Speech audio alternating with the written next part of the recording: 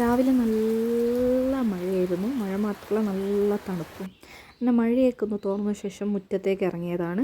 പിന്നെ മത്തൻ്റെ ഇല നുള്ളിയിട്ട് അരച്ച് കറി വെക്കാറുണ്ട് കേട്ടോ ഇവിടെ. അങ്ങനെ മുറ്റത്ത് നോക്കിയപ്പം പേരയ്ക്കൊക്കെ പഴുത്ത് നിൽക്കുന്നുണ്ട്. അങ്ങനെ ഒരെണ്ണം എത്തി തൂങ്ങി ഒരെണ്ണം പറിച്ചു.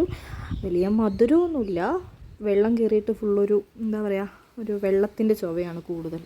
അങ്ങനെ വേഗം തീ കത്തിച്ച് അടുപ്പിലേക്ക് വെള്ളം വെച്ചു. കുളിക്കാൻ ഇവിടെ എല്ലാവരും ചൂടുവെള്ളം ഉപയോഗിക്കാറ്.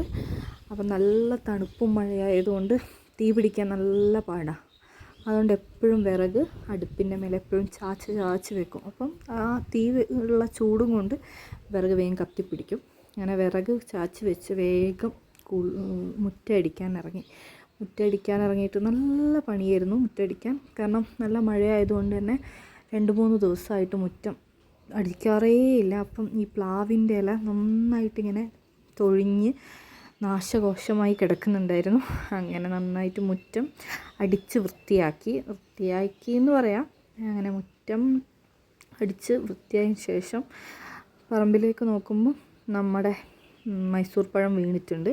പകുതിയും കിളികൾ കഴിച്ചിട്ടുണ്ട്, നമ്മൾ നോക്കാത്തതുകൊണ്ട്. അങ്ങനെ അത് കൊത്തി വെച്ചു. ഞാൻ നോക്കുമ്പോൾ കാലാവസ്ഥയൊക്കെ ഏകദേശം റെഡിയായപ്പോൾ വൈകുന്നേരം എന്താക്കി, ഒന്ന് പുറത്തേക്ക് ഇറങ്ങി ചായ കുടിക്കാമെന്ന്. പിന്നെ ഒരു സുമതി വളവ് ഒന്ന് കാണണമെന്നുണ്ടായിരുന്നു. അത് കാണാൻ വേണ്ടിയിട്ട് പോകുമ്പോൾ നല്ല കോടാന്ന് പറഞ്ഞാൽ നല്ല കോടയും നല്ല തണുപ്പുമായിരുന്നു. അങ്ങനെ സുമതി വളവൊക്കെ കണ്ടു.